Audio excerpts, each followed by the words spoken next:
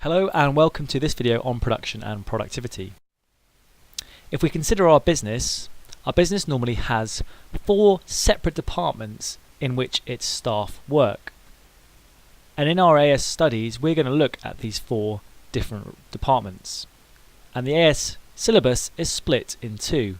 In Theme 1, you're looking at marketing and managing people, and in Theme 2, we're looking at finance and resource management. We've already done finance, and we're now going to be moving on to a separate area of the business, which is called resource management. Resource management contains 4 topics. We're going to start off by looking at production, productivity and efficiency, then move on to capacity utilization, stock control, and finally quality. So today's video, we're going to look at production and productivity. So our objectives are to look at 4 different ways in which a business might produce its products, be able to describe why a product may be produced using each one of those ways, some of the advantages and disadvantages, and then move on to looking at what is meant by productivity and what might influence the level of productivity in a business. So we're going to start with our main methods of organising production. But first of all, what do we mean by production? Well, production is the total number of units produced in a given period of time. Sometimes it's called output. For example, how many cars are produced in a year at a local car plant? Well, that number would be the production, the total number of units being produced. And there are 4 ways in which a business might choose to organise itself to produce its output. And those 4 we're going to look at in this video are job production, batch production, flow production, and cell production. So once you've taken down this definition, let's move on. Let's start off with job production. Getting a suit made by a tailor, or having a haircut done, or the construction of a football stadium would all be examples of job production. What do the approaches here have in common? Well, they're all one-off or a small number of items being produced. A tailored suit is a one-off, a haircut is a one-off, a football stadium is a one-off item that's being produced. They're normally made to customers' specifications. For example, a wedding cake or a building product, the customer will specify exactly what they want. And they're often undertaken by small specialist businesses. For example, architects or shipbuilders would be involved in job production. They do one-off projects and they focus just on that particular item. If we review some of the advantages and disadvantages of this approach, well, some of the advantages is that customer requirements and any changes can be handled quite easily. There's just one item to adjust, and as a result, often they can be of high quality. We have very highly skilled staff, and so a high quality product. On the flip side, disadvantages. Well, the cost of one of these units tend to be quite high. You can't mass produce them. Often they are quite labour intensive. They involve people, and so they are quite costly, and it requires close consultation with the client. This hasn't been done before in many circumstances, so they have to relay information and make sure they discuss it with their customer to get a good result. The next form of production is called batch production. World Cup footballs all made at the same time would be an example of batch production. Delicious buns baked in an oven would be an example of batch production. Cricket bats would be an example of batch production. What do these have in common in the ways in which they are processed or produced? They are similar items that are produced together in, surprisingly, batches, in groups. So each group goes through one stage of the production process before moving on to the next stage. So for example, this group of bats here, the 50 bats, they're all cut together, and then they go through together to the next stage where the handles are fitted to the splice and they're attached, and then they'll go through together to the next stage, have the rubber grips attached, through to the next stage, the stickers, and so on. Well, why would you organise production like this? Well, you can apply your workforce at each stage of the production process to concentrate their skills. You also may achieve better use of equipment and so produce good quality products more economically than manufacturing them individually. It may be a better use of equipment to do several buns in a row in one oven than each time you want to make a bun, doing it individually in the oven. So what are the advantages of this approach? Well, you're going to save more costs than using job production because you can buy some in bulk. You can use specialist staff to work on the products at different stages of production. Some disadvantages though, you do need to require some stocks of raw materials to make sure you can process each batch. It may take time to switch production from one batch to another batch as well. Once you've got down some of the disadvantages and the advantages, let's move on to the next one.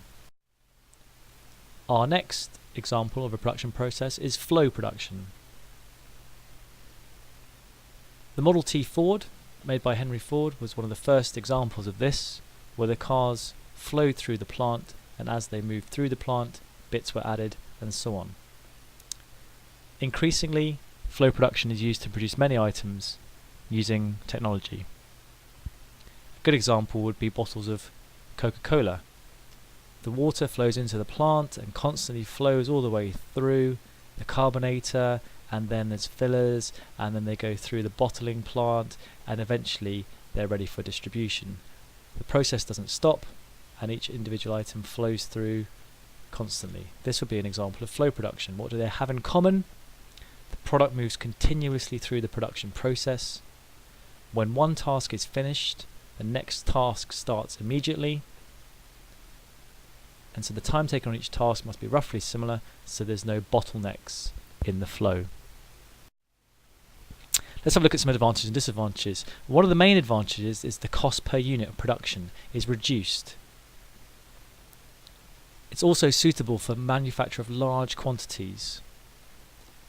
Often it uses technology, and so it can work perhaps more constantly than a workforce, and may need not as many staff to be trained or to operate it. Some disadvantages: well, setting up a plant like Coca-Cola's will take a long time and involves high quality machinery. If the flow stops at any moment, or if the production is halted, then production stops and no more goods are produced. Again, once you've got down some of the advantages and disadvantages, let's move on to our last one. Cell production is a form of flow production where the work is organised into teams. Teams are given responsibility for doing a part of the production process as the product moves by along the assembly line. So each little cell of staff are posted at each stage, and as the product moves through the assembly line, the team come and they do what they have to do to get them through that stage of production, and then the good moves on to the next stage. This often leads to improved productivity because the teams are quite motivated rather than working by yourself, and also you can develop specialised skills, which means you become more productive, better at your job. So we've looked at the different methods of production, but which is the best for a growing firm? Now many people might assume that flow production is the best for a large firm, but it depends on a number of factors. Does the customer demand options on the product? If they do, then maybe job production would be better than flow production because you can easily adjust to your customer's demands. Are there technological limitations? Can production be automated? Or perhaps if it can't be, then you have to rely on individual workers, and maybe batch or job would be more appropriate. A big one for growing firms is, do they have the finances in place or the amount of people to be able to create a flow production line? And lastly, standards. What quality is required? If it's a very high quality item, that might change the form of production, whereas if quality is not as important, then maybe you might go for a different one. So we've looked at the 4 different methods of production, and we've looked at why a product may be produced using each method. Now we're going to move on to productivity. Productivity measures the relationship between inputs in the production process, what goes in, the raw materials, and the resultant outputs, what comes out at the end, the finished goods or services. So again, once we've taken this definition down, we'll move on to some examples. So examples might be the output per worker, the input being the worker and the output being the number of goods, or the output per day, or hour, or week, or the output per machine, or another example might be unit cost. We're going to focus on labour productivity in this section. Labour productivity measures the output per worker, and a formula we need to know that calculate labour productivity is we can measure the output per worker by taking the output, or the production, the number of units in total, and divide it by the number of workers. So for example, if total output is 100,000 and there are 2,000 workers, what is labour productivity? What is the output per worker? How much is each worker producing on average? If you want to pause the video, have a quick go over the calculation, and then see if you get it right. Well, labour productivity in this example will be 100,000 units divided by the 2,000 workers, so 50 units per worker. So labour productivity here would be 50 units per worker, the output per worker. How might a business go about improving productivity? Well, there are a number of different ways. Firstly, training. Trained staff will be able to produce more, so the output per worker should increase. If the staff are more motivated, they'll produce more, divided by the number of workers, again, in productivity would be increased. If there are more machines, then maybe workers can use their time more effectively, produce more, so the output per worker would increase. If the machines are better quality, more accurate or less wasteful, then the output should increase and the output per worker would increase. Better quality raw materials maybe limits the number of rejected products or the number of products that aren't good quality and don't meet their criteria. Then again, the actual output should increase, divided by the number of workers, productivity should increase. The last one was maybe if staff are organised in a better way. If their opinions are sought, if they work in teams, then they may feel more motivated, and as a result, they may improve the output per worker. There are often a number of difficulties, though, in trying to get your workforce to be more productive. Pushing them a bit harder, trying to motivate them, may negatively affect on quality. They're trying to create more in their day, and so they're not as good a quality, and so customers are less satisfied and your reputation is damaged. Or perhaps the workers may feel that they're being exploited or having to work harder for the same pay. They may get stressed and demotivated, and so your plan may backfire. So there can be some difficulties in increasing labour productivity. So we've looked at the 4 different methods of production, we've looked at the advantages and disadvantages of each one, and then looked at labour productivity, in particular labour productivity, and the factors that influence it. That's all. Goodbye.